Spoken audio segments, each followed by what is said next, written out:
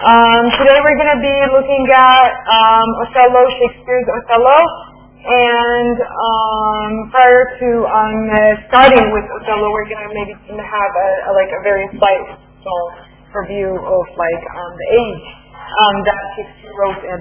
So we talked about the age that Shakespeare wrote during.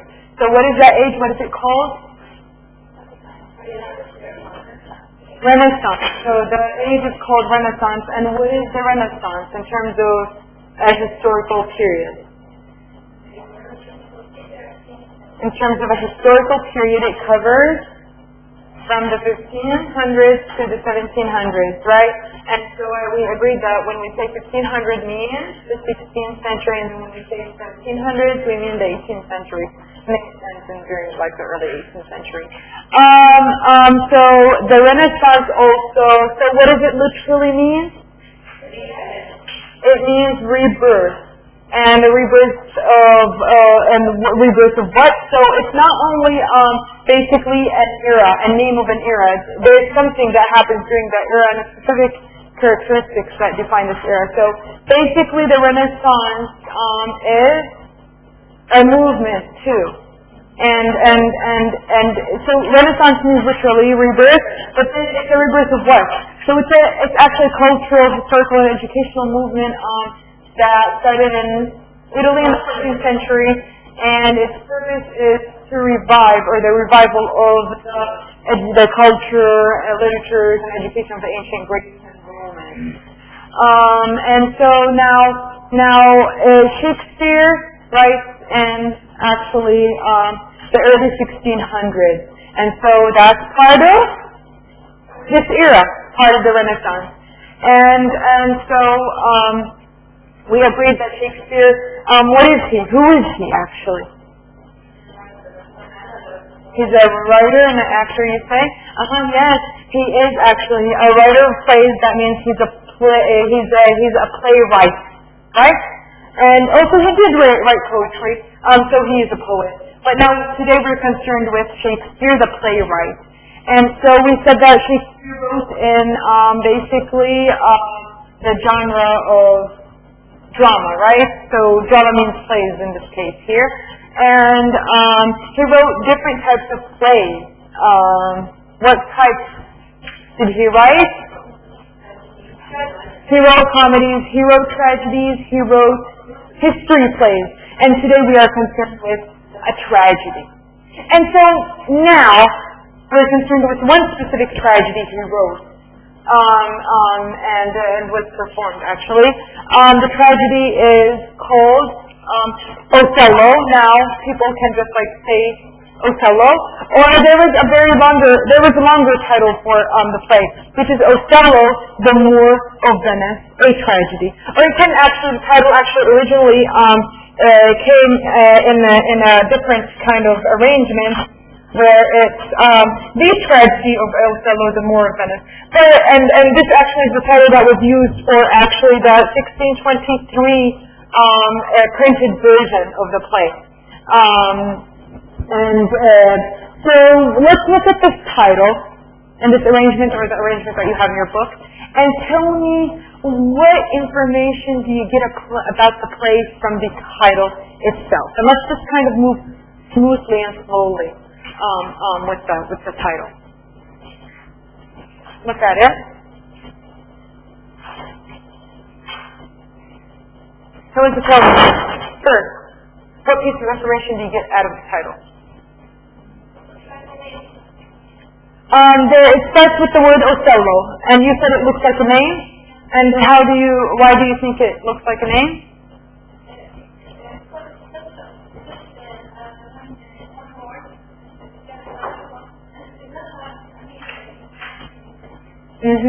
Maybe if you look what follows Othello, there's a comma and then a description of who Othello is, right? The Moor of Venice. So now you know that Othello is a person, right?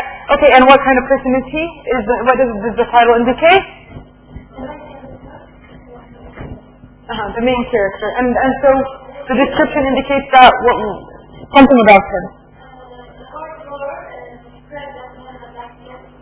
Okay, you said that the word more describes that he has a black skin. Okay, so we learned that Othello is a Moor. Now, a Moor is not necessarily a person with black skin, but it could donate a person with a black skin according to its usage in the 16th century Europe. Okay, or maybe the way Othello, Shakespeare uses it too. So yes, what is...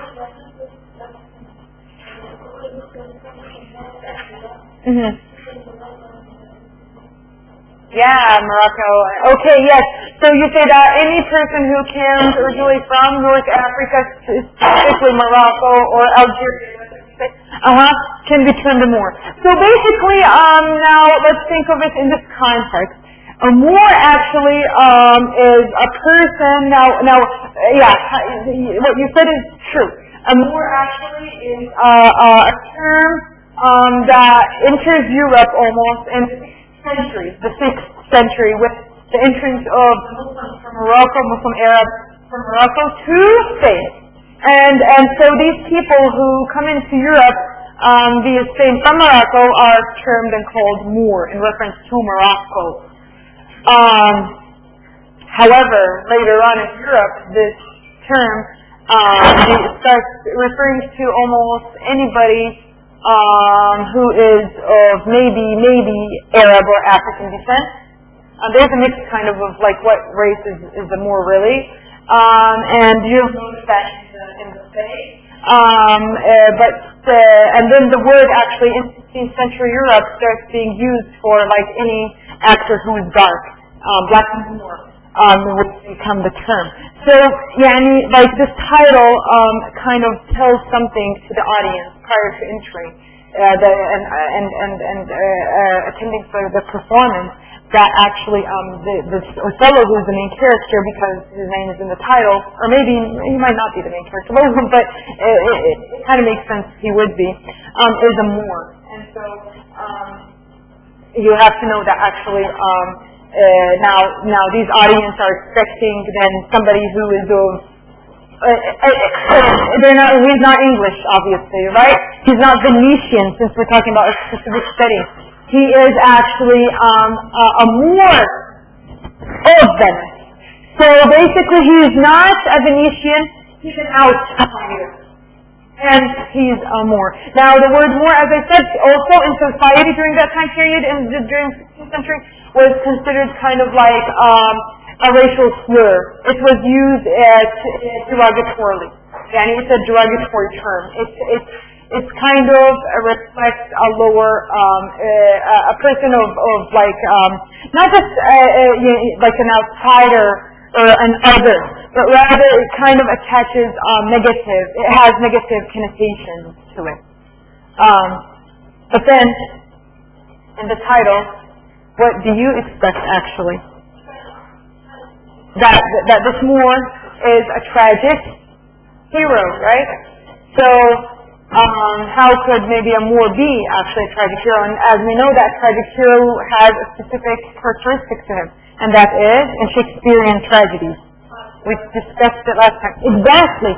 He's of a higher social position in society. So the audience would be like actually wondering, how could a Moor be in a higher social status or occupy a high social status? What else does the title tell us about this play? Yes, the last word.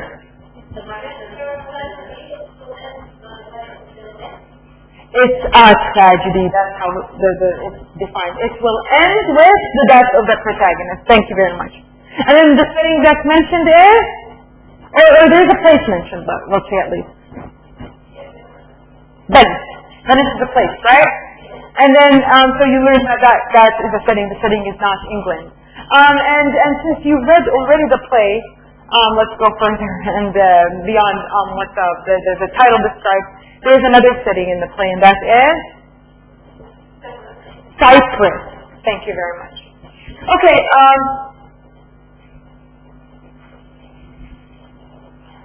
So you have to know actually that the play was first performed in 1604. But also then when it was published, it was published during Shakespeare's lifetime in 1622 as actually a quarto, and then it was published in 1623, a year later, as folio. And what is the difference between a quarto and a folio in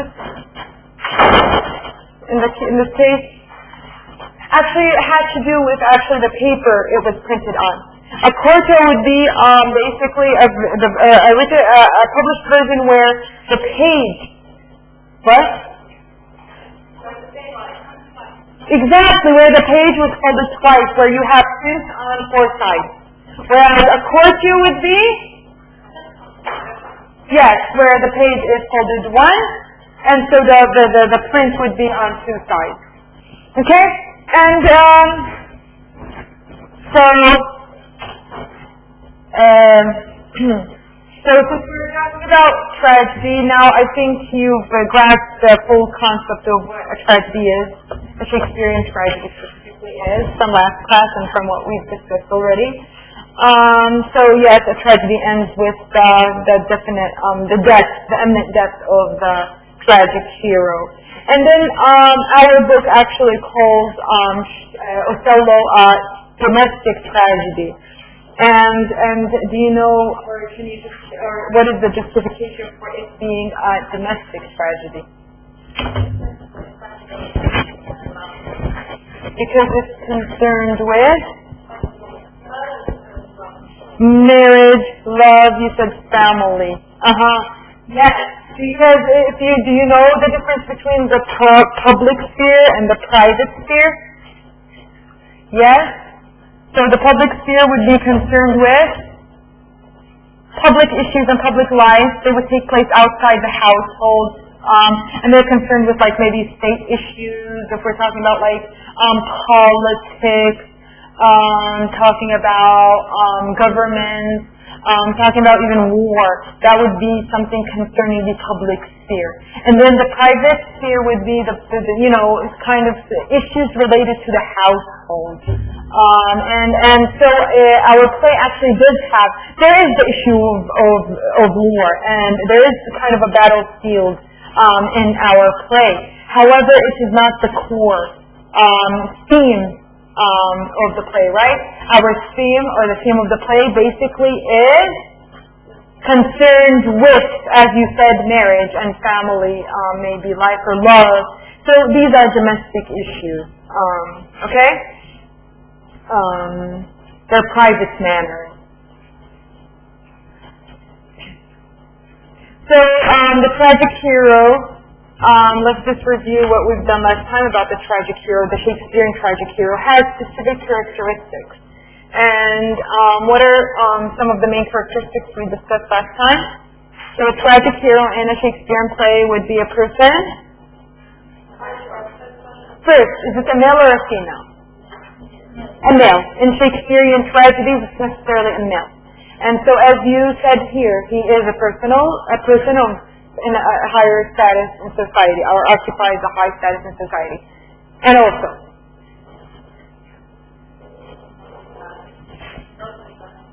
he might have noble blood, yes. High position in society means that he might have noble blood, maybe. And has exceptional qualities. Yes, he's good in nature too. What? Moral? Could be moral, but the idea is that could be. But the idea is that he's good in nature. Or starts at least good in nature. And then, what other characteristic would be of a Shakespearean tragic hero that we've discussed?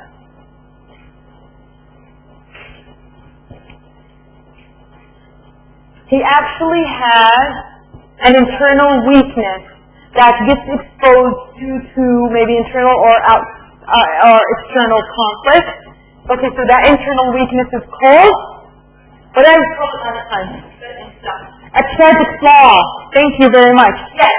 And so, according to that internal weakness, actually this protagonist or this tragic hero commits a series of misjudgments, right? And then eventually actually suffers, and because of that. And then eventually will consider and be aware of his mistakes. He will be aware that he has committed a mistake, maybe and probably repent for them. However, that does not save him from endless death. Okay, so a tragedy, a Shakespearean tragedy should and will end with the death of the protagonist.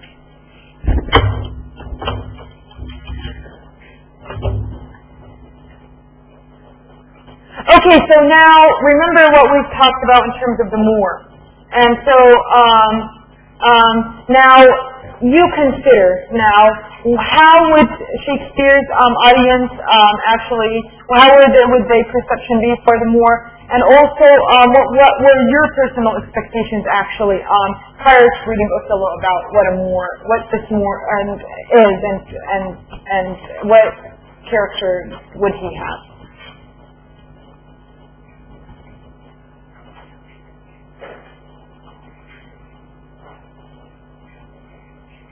So I told you guys, the Moor is a term that entered Europe in the 16th century with the entrance of the Moroccans to Spain, and then in the 6th century, and then later it becomes like a term used derogatorily to refer to almost anybody of darker skin, right? And also it's a word that is considered a racial slur, which means negative racial description and the characteristics are attached to a Moor socially. So it's just kind of like a lot of stereotypes are attached to this figure. And so now, how would Shakespeare's audience regard a Moor in this case? Prior to entering this play?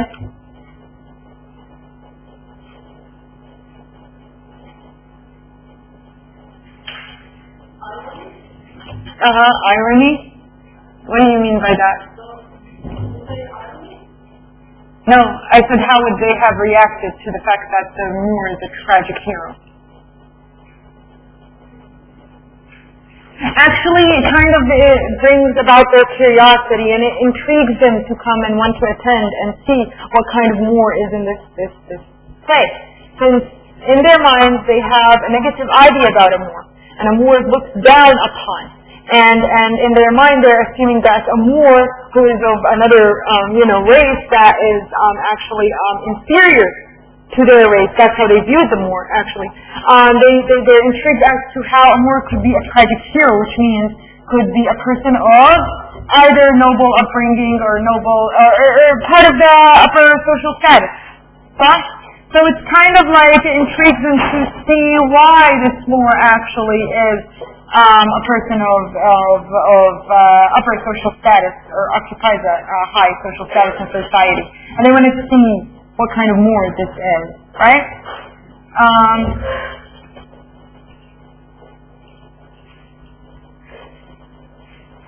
So those are basic things you have to think about prior to even now starting to read the play. Now we'll move just directly to the play itself. We'll look at Act 1 and then the different scenes in Act 1. But prior to talking about the opening of the play, you have to know that basically what we'll be doing in this chapter, and we'll be approaching it in a way that we do close reading and close textual analysis of specific passages that your book highlights and I have highlighted, that actually discuss the themes, the main themes of the play, and they expose also the characteristics or the characterization of characters. Specifically, the main characters almost in the play, and also we're going to be discussing the theme of love and the impediments to love. What would be an impediment to love? Something that impedes love or has to do with love. Different feelings attached to it. Love, deception, jealousy, marriage is not an impediment, actually it furthers love. But those are issues we're going to be discussing today. Also, we're going to also look at the theme of race, since we have been discussing the elements or the figure of the Moor. So we're going to see how the play treats the racial element in the play and race in the play, and how it treats difference of race. Okay? And prior to looking at the very first scene that takes place in the play, you look at the edition we have. We're all working off the Oxford Shakespeare edition of Othello, and you know that the play starts actually here. There's a long introduction that if you want to look at, you can, but you are supposed to start with the play itself on page 193. Now look at this page. I'm just going to say something about technicalities here. This page, 193. Do we have the first scene unfold over here, or what is this about? Yeah, it says the persons of the play, and then it has a list of the characters in the play, and it has even like short description to tell about their position or who they are. A main piece of information about them. This basically page is called in plays an exposition. And an exposition is a page where you have basically a list of the main characters in a play and a description of their maybe their title or a short description of their role in the play. Okay? And then once the play starts, and that's on page 195. Actually, look at you have the title on top, but then on the upper right, you have numbers there. You have like 1.1. And do you know what these numbers refer to?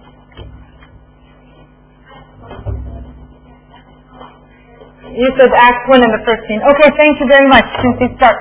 These numbers actually, in any play, you would find the first number referring to the act, and the second number would refer to the scene. So every play consists of different acts. Here would have a number of acts. In our case, in Othello, we have how many acts? 5. And then each act has a number of scenes. Now, we're concerned today, and for our chapter, with only Act 1. And Act 1 consists of 3 main scenes. 3 scenes, not main, 3 scenes. And so we'll be looking at that. So if you have, like, if I refer to a specific passage or speech by one of the characters, and I refer to it as 1.2, and then there's a number next to it. The 1 would refer to the act, the 2 would refer to the scene, and then the number next to the act would be the line. So you can see on the left there are numbers also here that actually tell us the number of lines within the scene. Okay? Okay. So now Othello opens. Actually, the whole play starts on the street of Venice. And we are introduced basically in the opening scene to 2 main characters, and the name of the characters are Iago and Roderigo. And over there we are informed about kind of like we get an idea of what they're talking about, but not fully. So what I want you guys to do to have that feel of like how the play starts is to look at that opening scene. On page 195 in your Oxford edition. And so we're going to look at the opening scene, and then we're going to try to figure out what this opening scene tells us about the relationship between these 2 characters, and then what it tells about the character or the characterization of them both. And what it tells about maybe what we're going to expect further in the play. So I want you guys to do this. I want one student to play the role of Roderigo, or read Roderigo's line, and then I want another to read Iago's lines. And we're going to start from the very opening and then go on to line 25 in Iago's speech.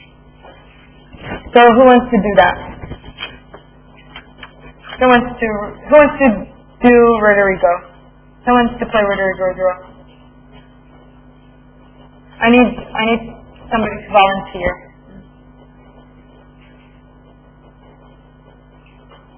And who wants to do Iago? Come on. I need somebody. Okay, here. What's your name? Feiruz. Okay, you're going to read Roderigo's line. And then who wants to do Iago? Yes? Okay. So now, listen to these opening lines and verbal exchange between these two, and try to note and understand what type of relationship is between them. What are they talking about? And then further, because you've read the play at home, we're going to discuss what's actually these opening scenes and the speech tells about each of these characters and what their intentions are. Okay? Yes.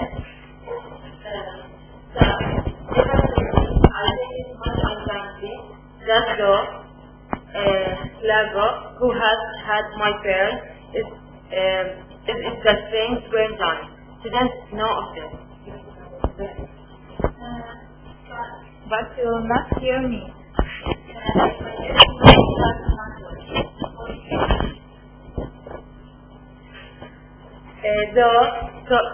Told me though didn't hold him in the head. Fight me if I don't. 3 great ones of the city in personal suits to make me his lieutenant of his head. And by the faith of man, I know my God. And was a place, but he, as loving his own side and purposes, either them was a blossom from that circumstance. Her plea stuff was is a step of war, and in conclusion, none suits my mediators for Christ said he, I haven't already choose my officer. I have already choose my officer. And what was he? For suit a great arithmetician, one Michael Cassio, a Florentine, I follow almost done in a fair wife that never sets a squadron in the field, nor the division of a battle knows more than censor, unless the box spirit wherein the so that consult can perform as mastery as he. Mere prattle without practice is all has soldiership. Okay, so we have this opening scene between Iago and Rodrigo. And now, what does it tell you about the relationship between them?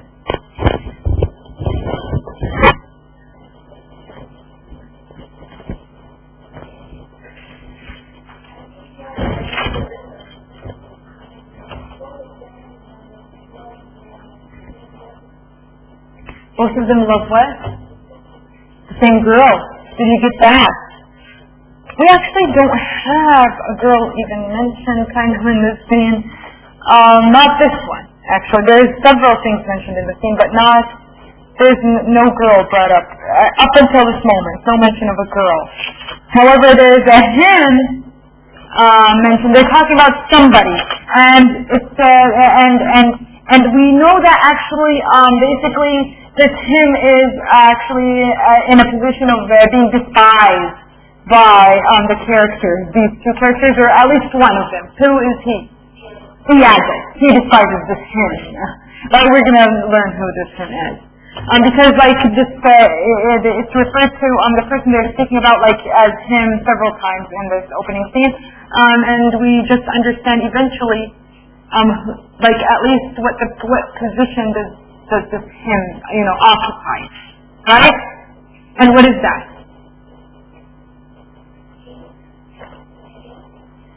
What is the position of this person that they're talking to? It looks like he is in a higher, at least, status than they are. At least Iago seems to be a subordinate to him because he's saying that Tim, actually passed him for promotion and instead promoted another person. So now we're talking about the army and then as a lieutenant. So we're in the army. We're talking about different ranks in the army. So we take that, basically, Iago is a soldier and hasn't been promoted by the general in the army. Whereas somebody else has been promoted, and the name is exactly Michael Cassio. So, and thus Iago holds his general in despise and hate, right? It seems like he has bitter feelings. Not it seems, actually he does. Where is the reference to that?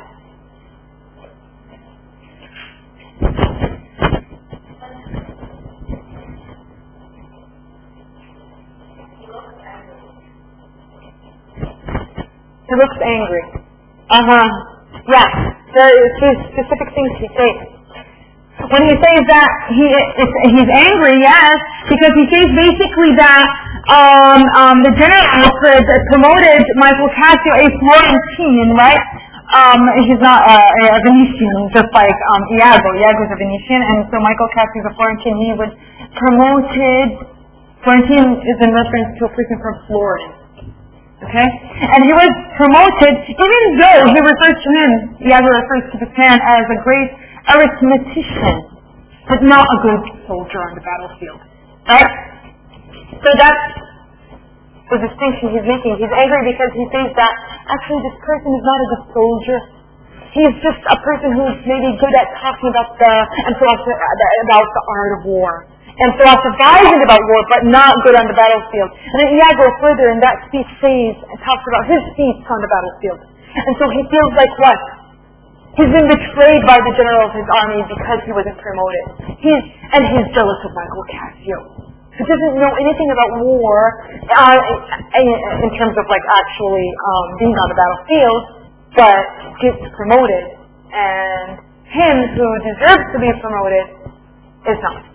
And so there's that, what kind of feeling? Anger? Envy?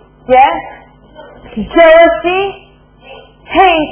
Okay, see, these are the feelings that, ways of, the tone of Iago makes you think that he has these feelings and holds these feelings towards first the general and also Michael Cassio. There's jealousy.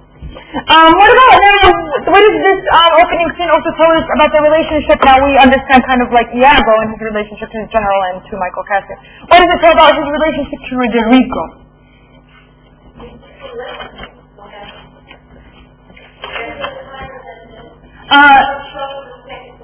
You feel like, you said Roderigo is listening to him?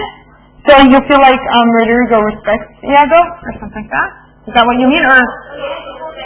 Or you mean Iago is in a position of authority over Roderigo?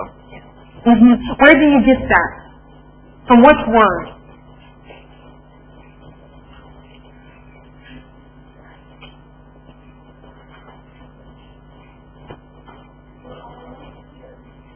From the very start, actually from the very first word, you know that actually Roderigo says, never tell me. I take as much unkindly that thou, Iago, who hast had my purse, as if the strings were thine, shouldest know of this. So actually, Roderigo is kind of scolding or blaming Iago for holding a piece of information from him, right? But he's saying that you had my purse, and what does that refer to, actually? He's saying that you're taking my money for a specific purpose, and for that purpose, you should have maybe told me this piece of information, and it's not clear what they're talking about. But so, you get that actually Iago is financially benefiting, from Roderigo. And then, what about Roderigo? Is there an exchange for that money? Is there a suggestion that he's giving the money for a specific reason? Is he dependent on Iago for some reason? Yes, he wants to tell him something, but we still don't know what that something is. Or he was expecting that Iago informed him about something. So it seems that both of them rely on each other for a specific purpose. right? Iago's benefiting from Rodrigo's money for a specific end that will that will serve Rodrigo, and same for Rodrigo. So now, what else does this opening kind of exchange tell us about Iago? What is Iago concerned with here?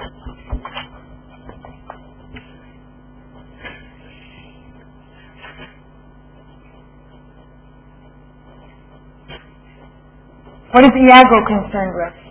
From this opening scene and the extension of actually his speech, because you read this at home.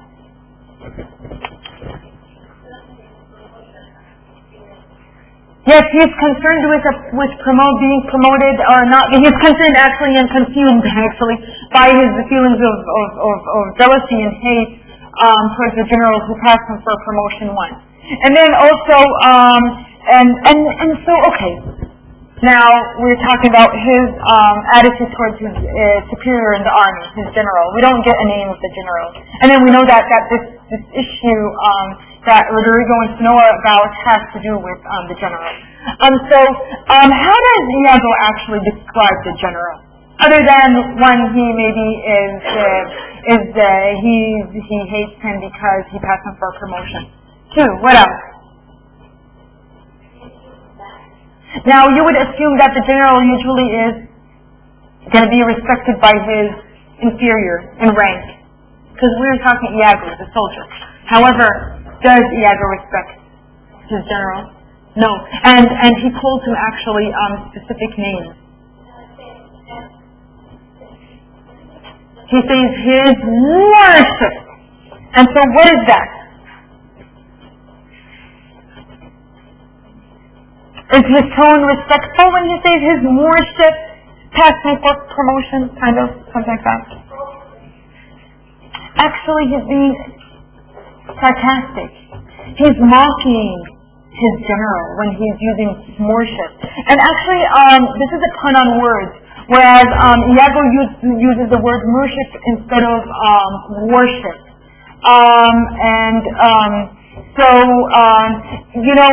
Since the general is in a higher position in society, actually his subordinate should obey, listen to his orders, right? Whereas Iago actually exposes a fact that he will not actually obey, nor listen, nor follow actually his general.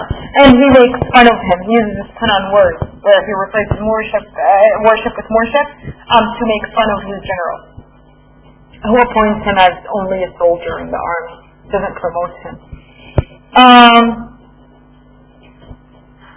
So that's Iago's attitude towards the general. What else do you understand from this initial speech about Iago's character? Not only the lines we read further into the speech. He wants to destroy relationships between people? Isn't it? No, okay. What does he say about his own character? What does Iago's speech expose about his own character, other than his contempt and hate towards his general, his jealousy towards Michael Cassio? It also says something about himself. It exposes facts about himself, and what are those? You've read this at home. Go to line 42. So read from line 42, like silently for a minute, to line almost 55. And then this actually exposes Iago's character and personality.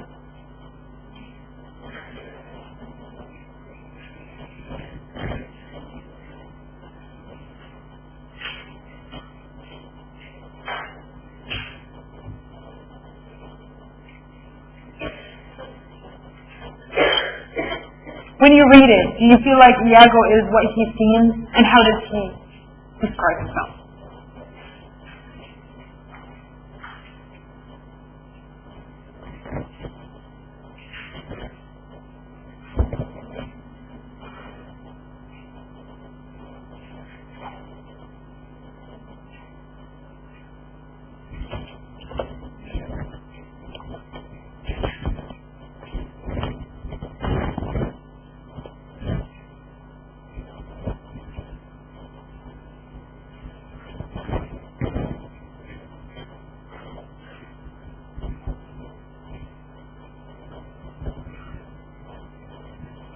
So yeah. What does Iago say about himself in these lines?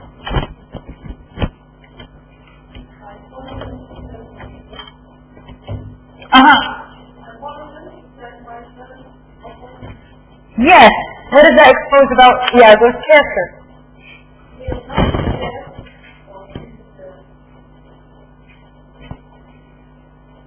He's not what? Doesn't care? You mean? Not care? So when he says, I follow him, which is the general in the army, to serve my turn upon him.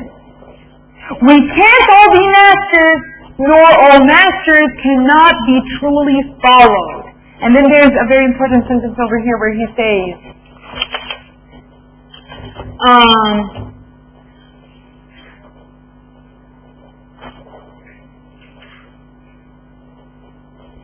the continuity of what he says. He says, were I the more, I would not be Iago in following him. This is kind of like a repetition of what he said. I follow but myself. Heaven is my judge, not I for love and duty. But seeming so for my peculiar end, for when my outward action does demonstrate the native call acts and figure of my heart, the complement extern, it is not longer after, but I will wear my heart upon my sleeve for doubt to peck at. I am not what I am. And so, this is a key passage that exposes basically Iago's character. And he says it about himself. So what do you get about his character? One, he's a hypocrite. Yeah, in terms of, yes, he appears in a way, however, reality is different because he says, I am not what I am.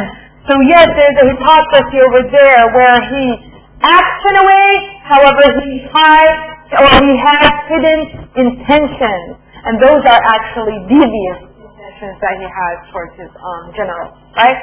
What else does he say? And what else furthers actually this argument? He's a delusionist? Why?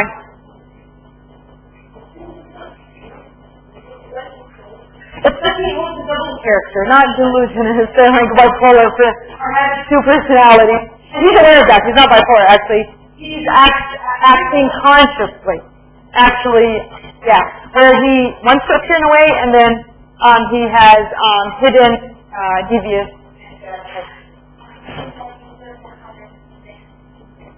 And he does.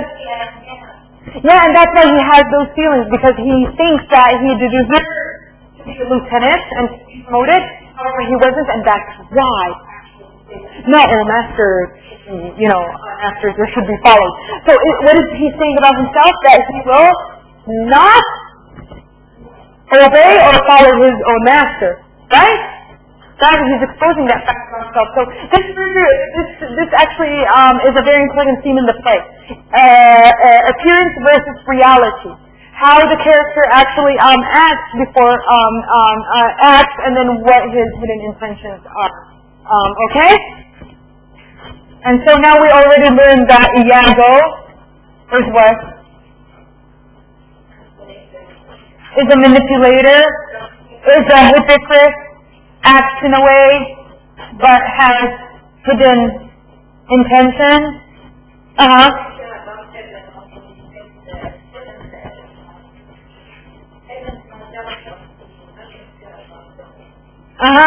He thinks heaven is my judge, that God is going to be my judge, that I actually have these plans.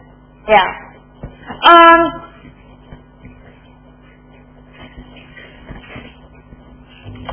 So that's actually these are different aspects that come into the characterization of Iago. And his speeches are usually really baffling. Actually, you feel like he's saying stuff that you don't really get it when he says, I am not what I am. And then when he says, in following him, I follow but myself. These lines that he utters, these are actually purposefully uttered by Iago, where it kind of makes you intrigued to think about as a person who reads the play, or actually the people who attend the performance? They start thinking then, about who are you? What hidden intentions do you have, actually? And it gets the actors thinking about the characterization and the character of Iago.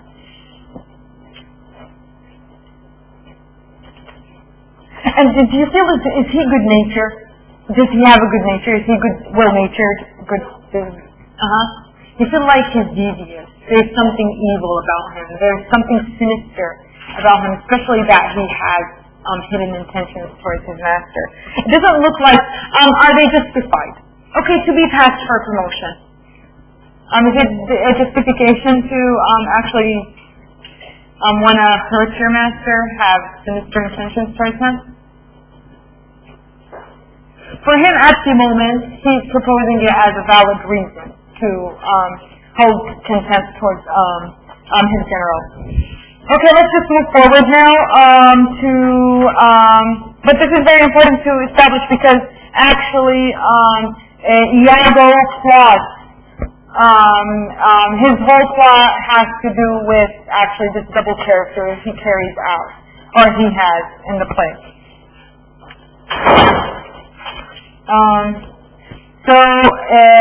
Let's just move forward to the scene that takes place next, right after Rodrigo and Iago are talking. What happens? Now, do we understand a little bit of the plot of the story here?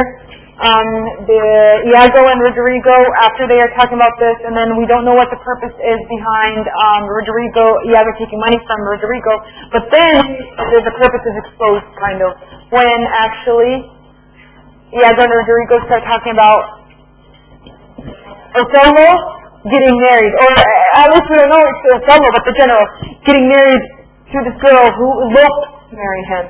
You know what eloped means? She runs away in secret to get married. And so what do they agree on? Or what does Iago push Rodrigo to do?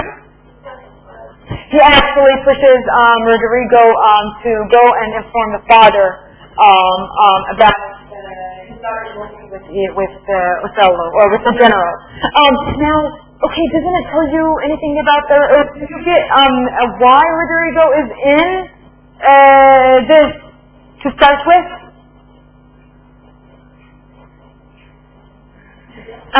Do you get any hints why Rodrigo is participating in this at the moment?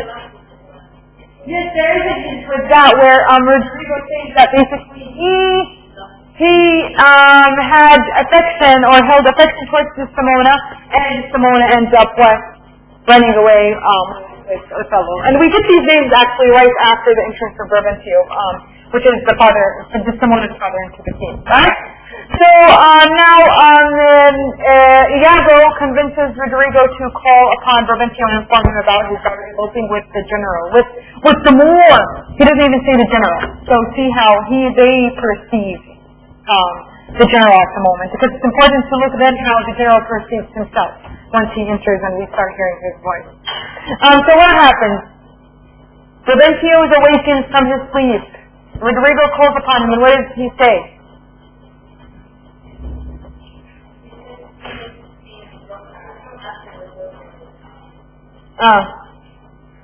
He calls him and he says, yes, thieves, awaken or arise, there are thieves. And then he tells him, go and check your property, right? And check if something's missing from your household. And what he mentions specifically? The daughter, right? And so at that moment, Brabantio actually says, what? He comes out, he's like a man who was sleeping, and he all of a sudden wakes up, and he's in his nightgown, and he's on his balcony, and then he looks down, and he's like, what are these voices I hear, And then he recognizes, actually, Rodrigo's voice, and how does he identify him? He says, oh, Rodrigo, go away. Yes, you once proposed to my daughter, and we refused you. Don't come back for this purpose.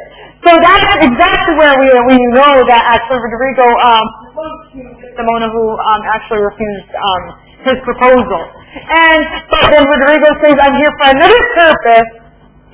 Check your house. Check your household or something. And he specifies the daughter. And Brabantio goes in, checks, and comes back what? All which he says these sentences.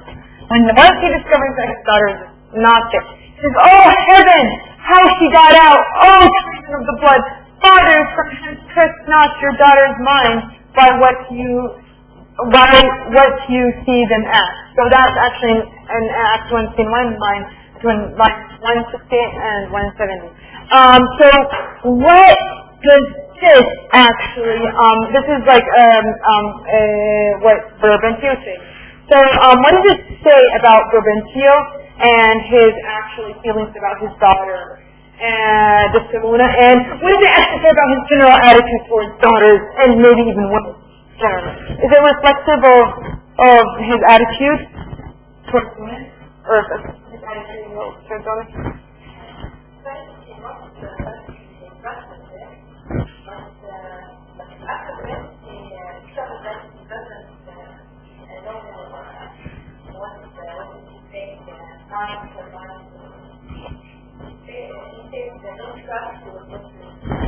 Exactly. He says basically that he trusted his daughter, who is of his blood, but he says, oh, treason of the blood. So he looks at Simona now at the moment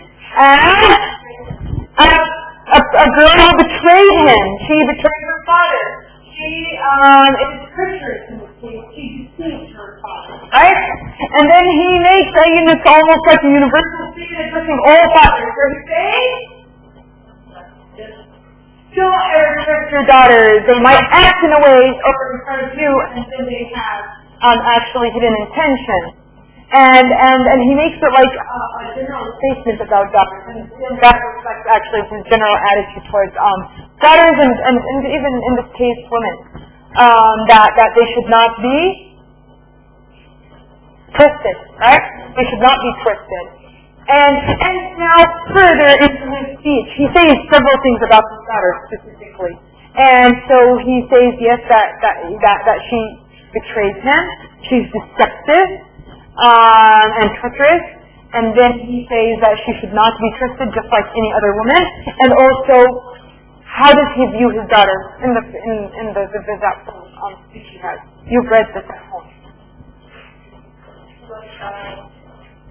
He points out not about her shy. Yeah, he might say that she is shy, and what does that mean for him?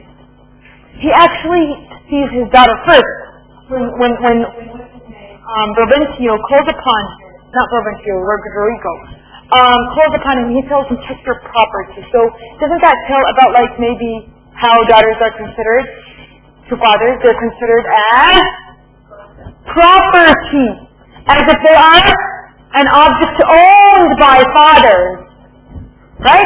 And also, there's a moment where he actually says, how does his daughter actually, for him, how does he view the fact that his daughter ran away with the Moor? Because Rodrigo and Iago don't actually use good terms when describing actually the daughter eloping with, these really negative kind of metaphors and descriptions. But then how does Brabantio view his daughter eloping with this man, with the Moor? He doesn't look at him at the moment as a general. He looks at him as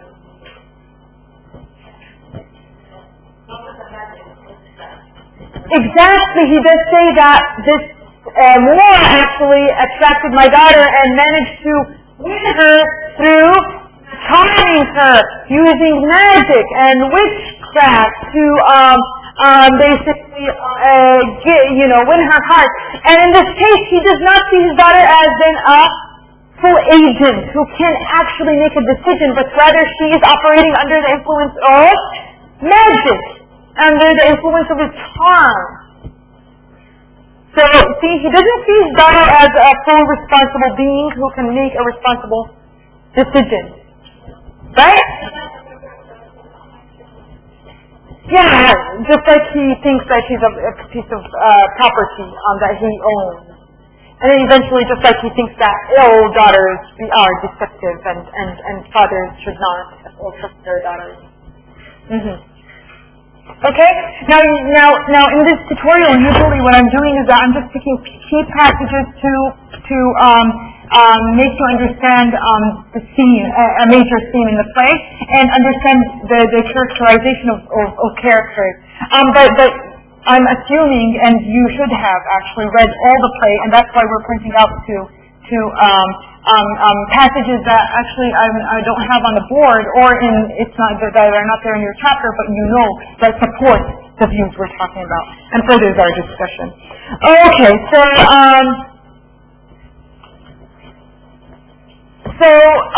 now after Brabantio gets all charged up and gets so angry because his daughter eloped with the Moor, what does he do?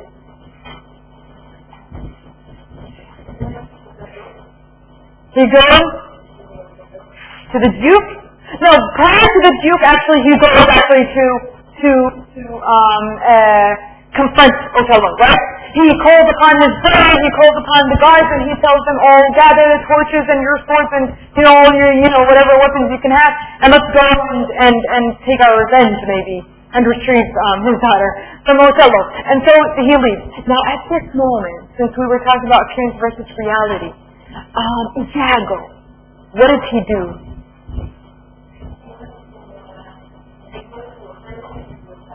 He talks to Rodrigo and tells him, you know what? I'm using my own words, but this is what you've read, right? He actually tells him that I cannot in public be exposed to have stirred this problem. I'm still an inferior actually to my general, and so I cannot be exposed, and I have to leave the scene. And he leaves, right? Rodrigo stays and joins Brabantio and his guards, but Iago disappears. And then all of a sudden the scene ends and we start with scene 2 in the play, and then it starts actually with Iago talking to Othello. And he's actually warning him from Brabantio and the fact that Brabantio discovered that he married his daughter in secrecy,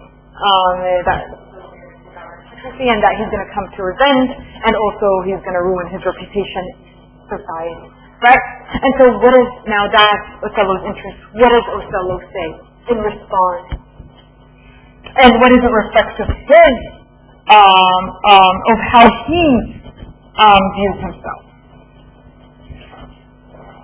And does he look on, and does his first entrance make you think that he looks like the description we already got from the other characters, or do you have a different take on his character? Let's look at one key passage. Okay, wait, prior to this key passage, the very first words actually Othello says when he enters the stage, when right after Iago warns him from Brabantio. Othello says there, let's go to page 208, 209. There we have like scene 2 starts, right? And then you have Othello responding to Iago, warning him from Brabantio. He says, let him do his spite. My services which I have done the signori shall out-tongue his complaints. It is yet to know which, when I know that boasting is an honor, I shall privilegate. I fetch my life and being from men of royal seas, and my demerits may speak unbonneted to as proud a fortune as this that I have reached. For no Iago, and then that's the key passage that I point out in the PowerPoint. Iago, and no Iago, but that I love the gentle Desdemona, I would not my unhouse-free condition put into circumscription and confine for the sea's worth. Now, from this, what do you understand, and what do you know about Othello's character? What does it tell about Othello's character?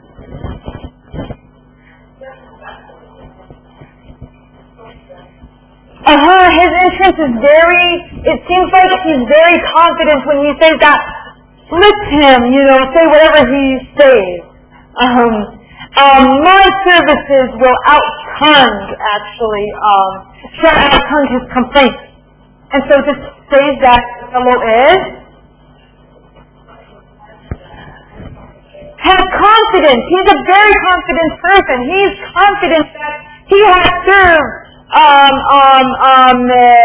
his society very well in the army. He has served in the army very well. He's actually the general who establishes security in Venice.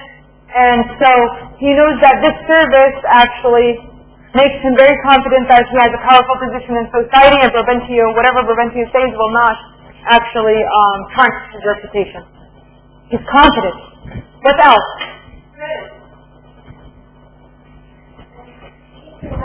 What did you say? He's brave. He's confident.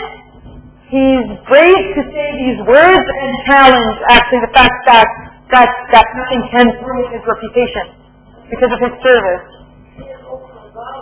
He's proud of himself. Is he proud? He says, actually, I don't want to boast about my character, however, I am of royal blood. Yes, he's proud saying that he actually is of royal blood, right? Now, do you think that he's not boasting in this case? He says, don't misunderstand me, I'm not boasting. However, I am of royal blood. Isn't that boasting? Yeah, he is. But there is a need, and it's necessary for him to actually point out these, because Brabantio wants to disqualify the marriage on the basis that it doesn't happen between people of equal ranks or equal social status, and Othello says that he is of royal blood. And what else does he say too?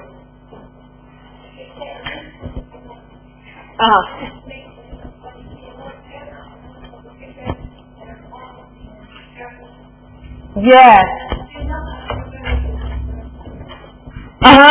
Okay, that's in the rest of what he says. When he says, for no Iago, but that I love the gentle Desdemona, so that's part of what you learn about his character, that he holds affection and love towards the woman he married. And I would not my unhoused free condition put into circumscription and confinement for the sea's wars. Now, to bring up freedom over here, what does this tell about basically Othello's character? Freedom is important. Why? Why does he highlight this aspect?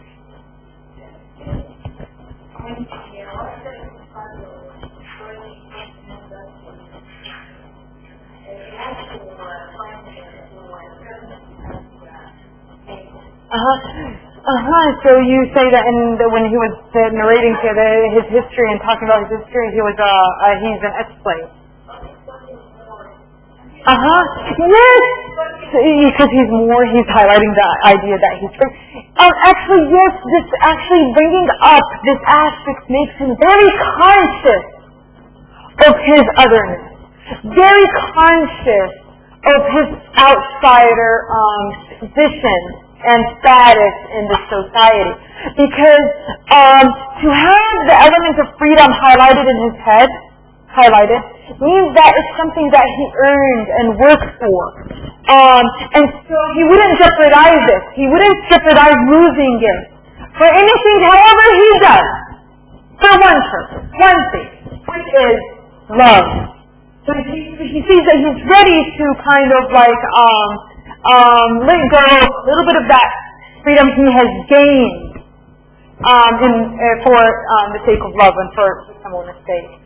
But still, mentioning it actually makes him very aware and conscious of his otherness, and he does not take freedom actually for granted. It's something he works hard for, something he gained, and thus he would not put it in a position of, he wouldn't jeopardize it for anything. And he says actually not just anything.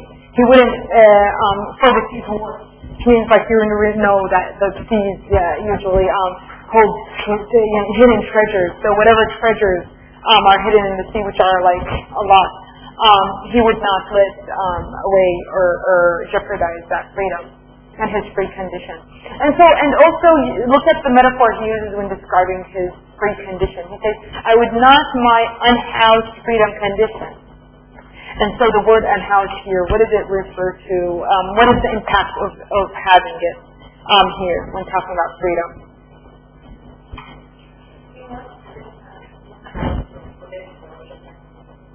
He would want to, because basically when you're married, actually, he's settled. So that would be a metaphor to kind of like the settlement. But prior to that, he's saying that he had this freedom that is unhoused, that's like 100% he was free.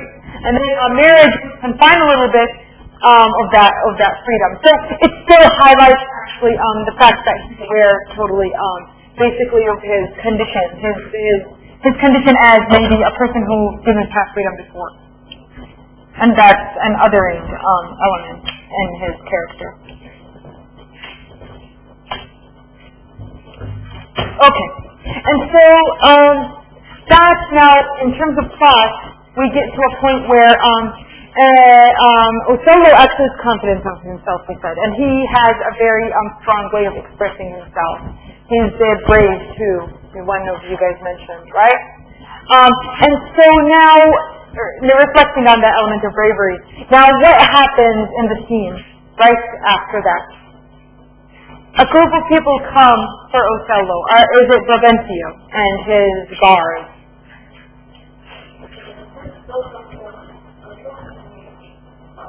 We're still not at that point. That happens in the council in the next scene. But now, right while Othello and Iago are speaking, the messengers from the Duke come and inform Othello that basically on the council, the senators are meeting with the Duke and council, and they are discussing an issue of state security. Basically, the Turks are attacking Cyprus, and the Duke wants Othello is calling for Othello and wants to send him basically to defend Cyprus against the Turks. And while those messengers are talking to Othello, we also get there's another group that comes, and that is Brabantio and his guards. They come in order to attack Othello. However, how does Othello actually respond to this? He says, this is talking about the bravery and how confident and strong he is. What does he say to Brabantio? These are people who are holding weapons. They are holding swords against him.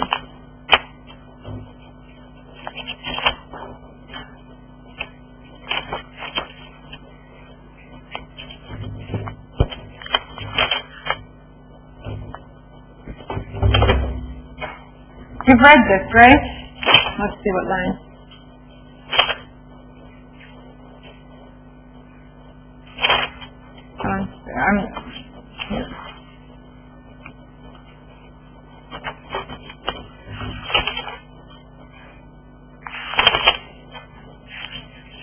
Brabantio comes and calls him thief, right? And then Othello actually says here, see on page 213, that's actually Act 22, line 59.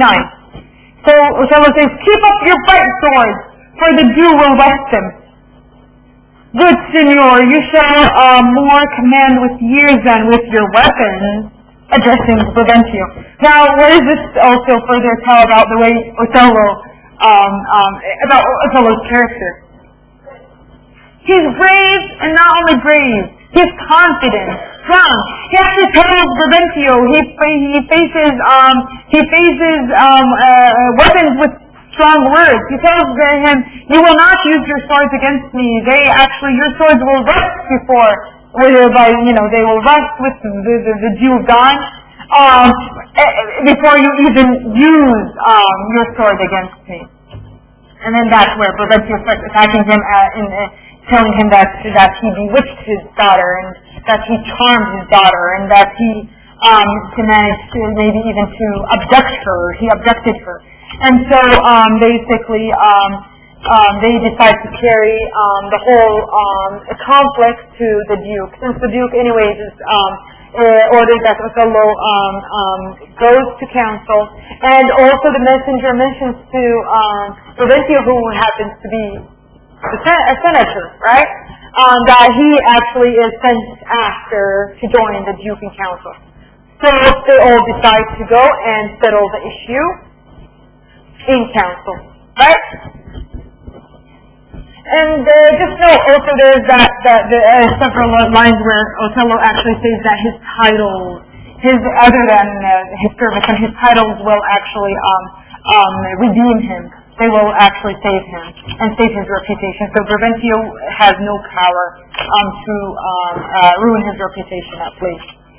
And then, so in this case now we go to scene 3. Scene 3 starts, and it starts in council with Othello, Brabantio, the Duke, the messengers, all the senators in council. Because they are actually meeting for an issue of state security, right? However, Brabantio and Othello also are there. And they bring up the issue of Othello's marriage to Desdemona, right? Now Brabantio tells the Duke that Othello tricks his daughter and charms her, and she elopes with him as a consequence. And then the Duke in this scene actually starts by calling Othello a proper name. That's where we learn that actually this Moor is named Othello. Right? And why do you think that the Duke does that? Honors Othello's name. Because the Duke respects Othello, and not only that, there's a mutual benefit there. Othello is the general. He's going to defend, and the Duke depends on Othello defending Cyprus from the Turks. Right? So he gives him that proper name, and it reflects his respect to Othello. His services outcomes everybody else's complaints. Right? So now Othello is allowed by the Duke to speak and defend himself against Brabantio's claims. And Othello has a very powerful speech that one of the critics actually, Wilson Knight, labeled this Othello's music, and he labels it as a heroic speech. And so why is that? Let's look at actually part of Othello's speech, where you look at it and tell me why would have this speech been labeled as a heroic speech, and why would it have been labeled as Othello's music?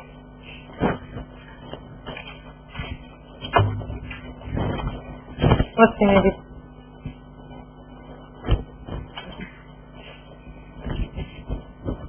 Okay, let's look at the relevant passages. That's scene 3, right?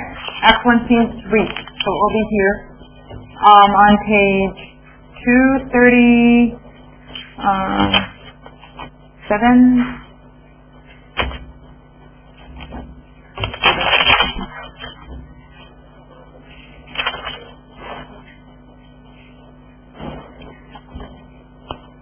Yeah, 221. 21. 1.3. Okay, let's just do this. 1.3, which means Act 1, Scene 3, starts here.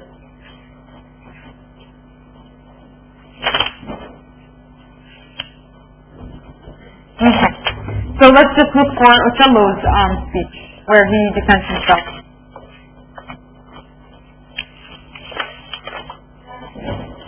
Yes, page 220, right?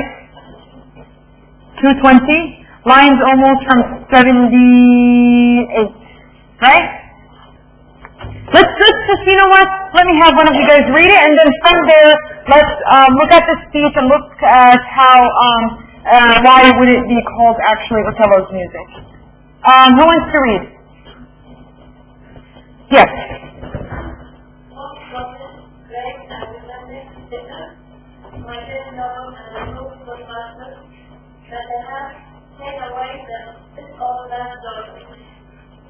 want to do. So as I have left, they then said, and not like offending. As this is said, one more, loose, analyze, and write to me. And this is the rest we have not very quickly. But just these are my steps. Still now the 9 on form places, they have used their serious action and the same speech. And just to this very more directly. God has sustained the peace of royal and battle, and therefore I raise myself in speaking for myself, yet by your gracious, I will around and fairness can deliver of my own thoughts of love. What is that? What God? What consolation? And what my command? For such proceeding, I have found the one I want his daughter. I won his daughter. Okay. Now, what element of this speech makes it grand and makes it be labeled a heroic speech and like Othello's music?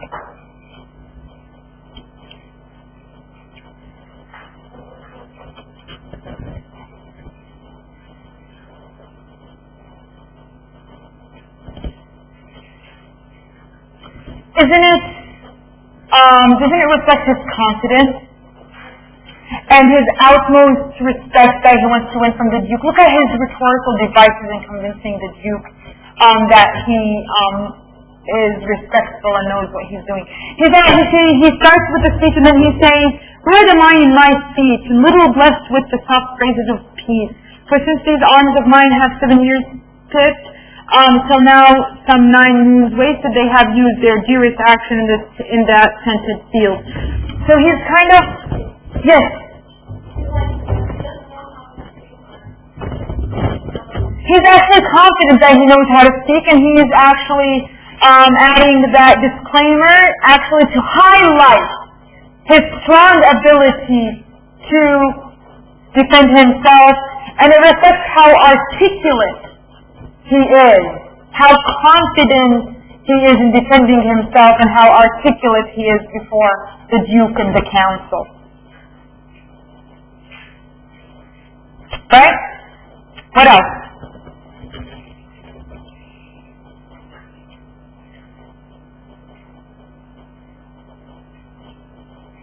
And then, right after that, after he starts with a very respectful way of addressing the Duke, adding that disclaimer,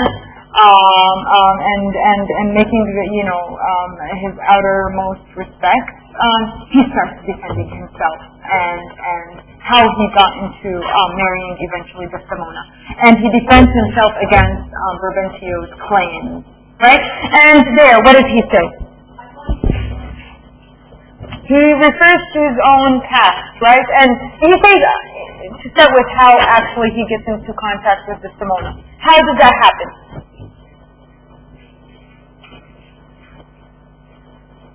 He actually was in good terms with Brabantio. He was maybe not a friend, but he was in good terms where Brabantio would call him and tell him to narrate his history, how he managed to reach the position he has in the army at the moment. So Othello would go and tell him about his past and his history and the obstacles that he faced. Right? What kind of obstacles did he face? He tells him about his feats in battles. He tells him how he freed himself from slavery, but we don't know actually how, but he tells him that he managed to free himself from slavery. He talks about adventures, achievements. Yeah, he narrates heroic elements and adventures he went through. He even faced and battled cannibals. What are cannibals? People who eat human flesh. And he talks about his bravery in facing cannibals.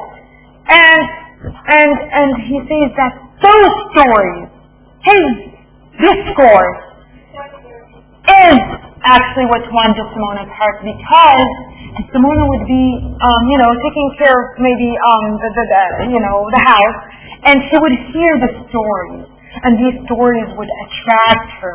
And finally, who is the one who took the initial step in starting a relationship? Is it Desdemona or is it Othello?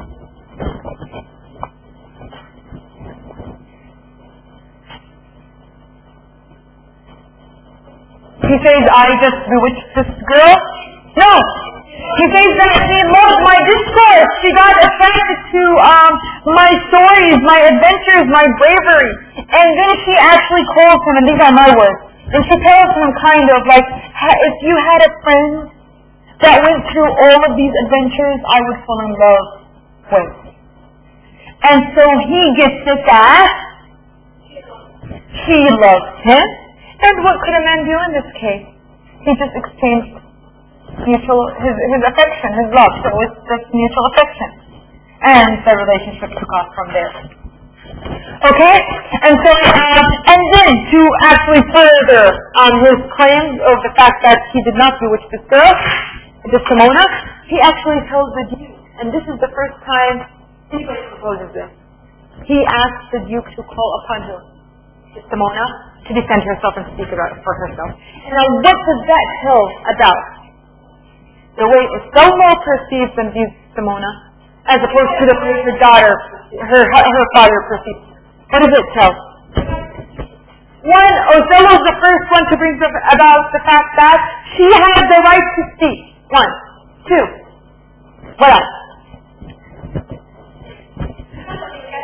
She's not property. He doesn't just keep talking for her because now she's his wife and he can speak for her so she's not a wife, a property. She's a wife but not a piece of property, just like Brabantio, who she's his daughter, but he also treats her as a piece of property, as a property. So he doesn't allow her voice to emerge, and he doesn't treat her, or at least perceive her as a person who can talk for herself, take responsibility, and actually make decisions. Whereas Othello actually says that she made a decision of falling in love with him first. Also, she initiates that step. So that actually tells about what? How does he perceive her? That she is a decision maker, kind of, right? What? She can take her own decisions. Also, is there anything else elements where you can compare between Othello's attitude towards Desdemona and Brabantio? The attitude?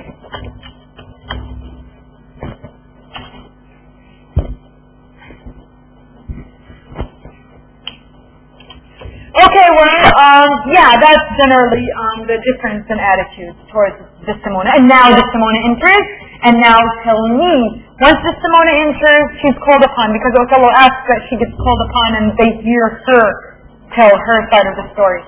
So once Desdemona enters, how can you describe that entrance, or how do you describe that entrance?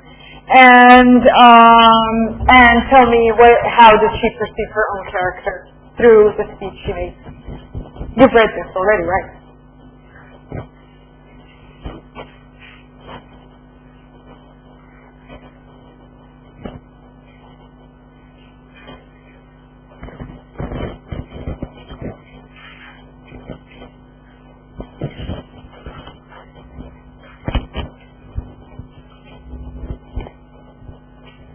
Okay, so Desdemona enters.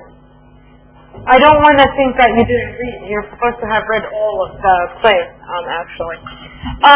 So when Desdemona enters and she defends herself, what does that tell about her character? She enters and addresses her father. And she tells him, when he actually tells her that you have loyalties towards me. Yes? What page is that? Can you point us to it? 236? 226, okay. Yes.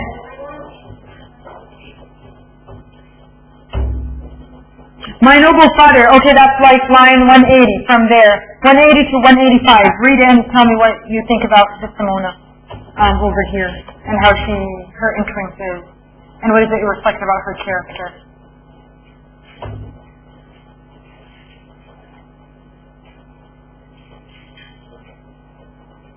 She addresses her dad saying, "My noble father." There's that. She is respectful. She starts in a very respectful manner. Right? And then she talks about divided duties, right?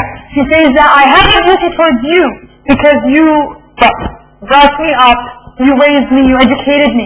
However, now as a wife of another man, I have loyalties towards him, just like my mother has loyalties towards you. And she's using that against her father in defense of, in her own self-defense. And that's really bold. That's really courageous of her to address her dad in that way, her father in that way. Before, think about it this way. There's a council in meeting. Senators, the most powerful people in society, are there, and she is talking before them, and she's addressing her daughter, her father before them. She's talking about her, and she's defending herself before them. So she's courageous. She has a very bold entrance and a very bold character. And she's respectful towards her father. That doesn't make her less respectful, but she is very clear about what she wants and where her loyalties fall. And also, what else does she say regarding her relationship? Because now we understood from Othello what how Desdemona fell in love with him or got attracted to him and got married to him. Now, what do we learn about her and how she perceives Othello and how she fell in love with Othello, and what does it tell actually generally about her concept towards or her ideas about love and marriage? Okay, let's look at this passage, and it's taken, actually, I highlighted from Acts 1 scene 3, right? And it's, she says, actually, Desdemona says, I saw Othello's visage in his mind, and to his honors and his valiant parts did I my soul and fortunes consecrate. So over here she's talking about, like, her feelings, love. So what does she actually, what does love mean for her at this moment? How does she describe it towards Othello?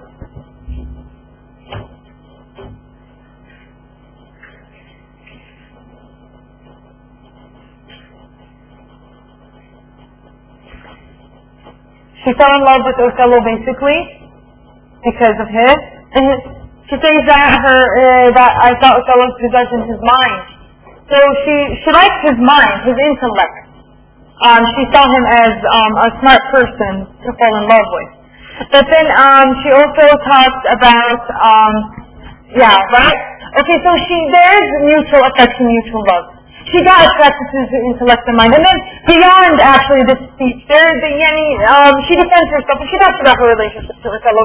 She says that she loves him. She says that she married him for the purpose of because she loves him. However, then the Duke actually says that he's gonna send Othello to Cyprus, right? But then Desdemona objects and says what? That she wants to accompany her husband, right? She doesn't accept the fact that he is leaving to Cyprus and she will be left behind in Venice.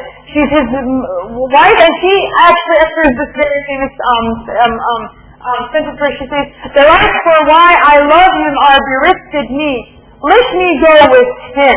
And this is from Acts 1:3, lines 255 to 57. So what does she mean over here, and what does this actually make us think about the way she views love and marriage? What are the rights she's talking about?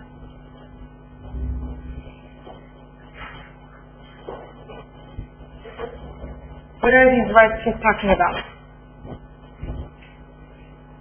Now, she wants to accompany her husband. She wants to be with him, because she does have these rights over him, and those rights to have them is what will fulfill her marriage and make her marriage successful.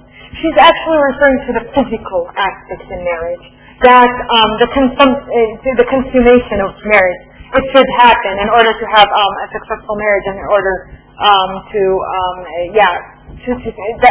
that's the definition of love and marriage for her. So basically she looks at the physical side as important in marriage. And did you perceive that, actually, because now we're talking about different attitudes of marriage. Now, did you perceive that at any point from Othello when he was talking about love, loving Desdemona, or marriage? At any point while you were reading? There's a slight different definition or way each look at marriage. Othello actually, remember when he talks about like how he has given away part of his freedom for Desdemona's affection and love, right? So he looks at marriage in a more like emotional way, and more of an emotion, spiritual thing. More, it's like for him, mutual affection can be enough for love and marriage to go on. Whereas Desdemona here is kind of saying that basically there's a physical aspect of marriage that should be attended to in order that the marriage be successful and continue to be successful. And it's important to keep this in mind when we talk about further about the theme of marriage and what happens further in the play. Okay? Oh, okay. So, and right after that, Brabantio gives up. That's it. His daughter made her defend herself and makes her claims very clear that her loyalty to her husband. She wants to even accompany him and be with him. Now, Brabantio utters very important lines at the end of this meeting, and he warns actually Othello of something. What does he say? Yes, where is that sentence?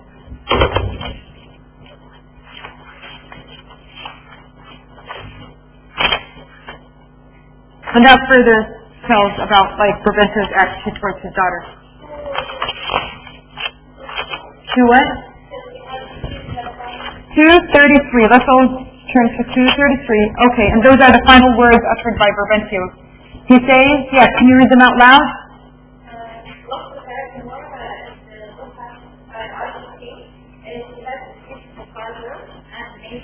Look to her more. Thank you very much. Look to her more. If thou hast eyes to see, this is a warning. She has deceived her father and may do. What is the importance of this sentence?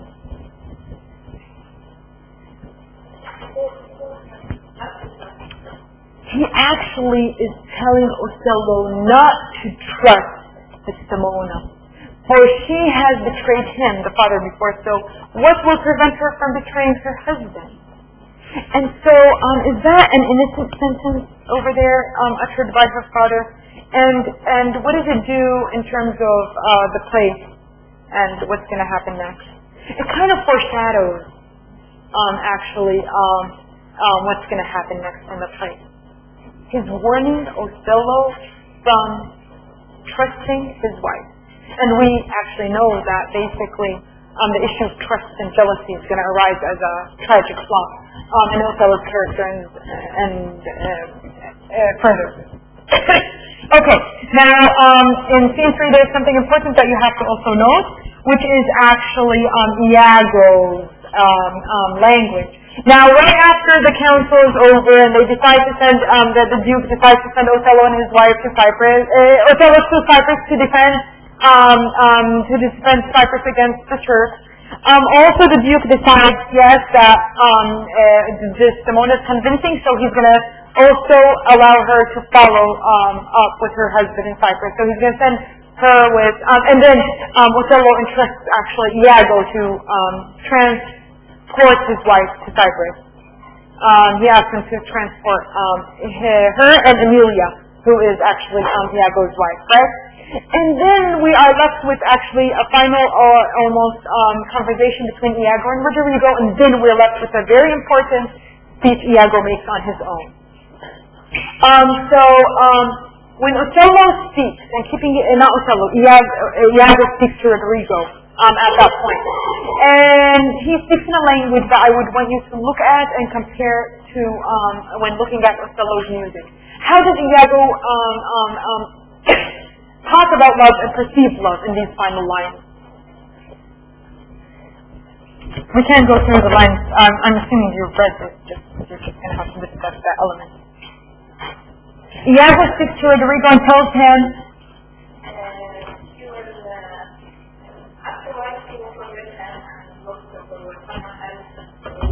Yes, he tries to convince Rodrigo to actually move to Cyprus as well, and he says that Desdemona will not continue to love Othello. Why? Because he says that she's of a young spirit.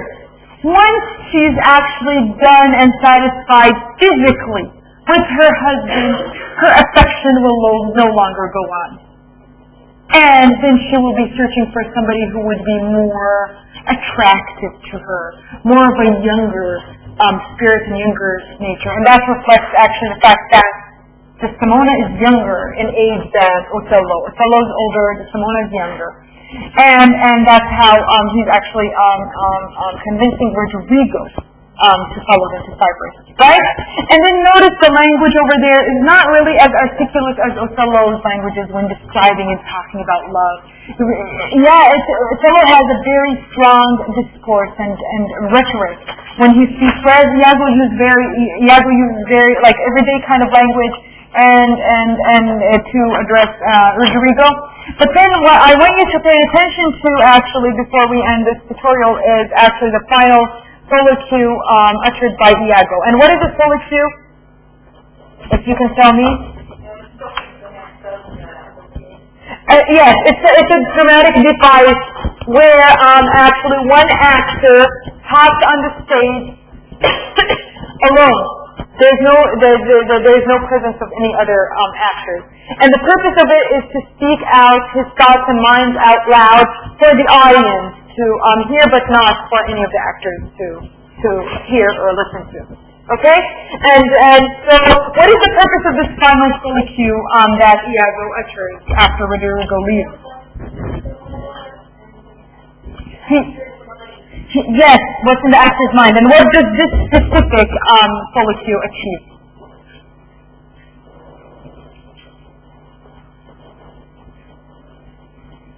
He actually tells us about his further plot against Othello.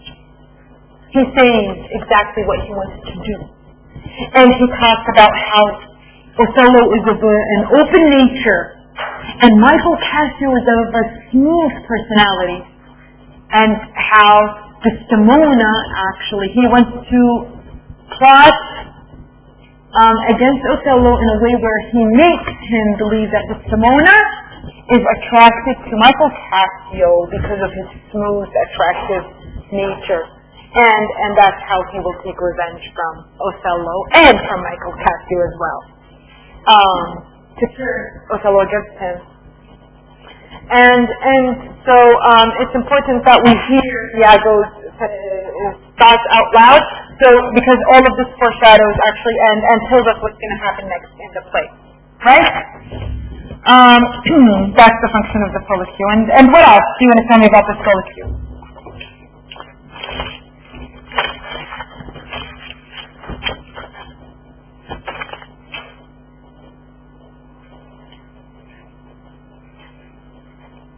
So, okay, it kind of tells us something about actually,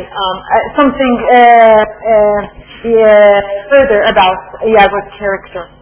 Iago mentions in it that another time that he's actually angry and he's jealous because Michael Cassio is promoted. And he also mentions basically that he wants to revenge. But also, what has he achieved in this soliloquy? He actually starts saying that, and he mentions that part of his revenge against Othello is to actually what? To revenge the fact that he thinks and he heard that maybe Othello was in an affair with who? With his wife. You're going to have to go through that soliloquy and check this out. And so it gives kind of like, what's his name? Iago reiterates reiterates actually his purpose behind this whole revenge plot he has in his mind. He says that basically it's out of actually anger and hatred because he was pressed for promotion, and then another reason would be because Othello might have had a relationship or an affair with his wife. But he just mentions it by the way. And how does this make actually Iago look for us, the audience? How do you perceive him in this case? Do you feel like he really does have strong justification towards wanting to destroy Othello? Or do you feel like he's indecisive? Or do you feel like he's just of evil nature? What do you think? It's up to you. I'm opening the floor of discussion for you. Both of them together. Mm-hmm.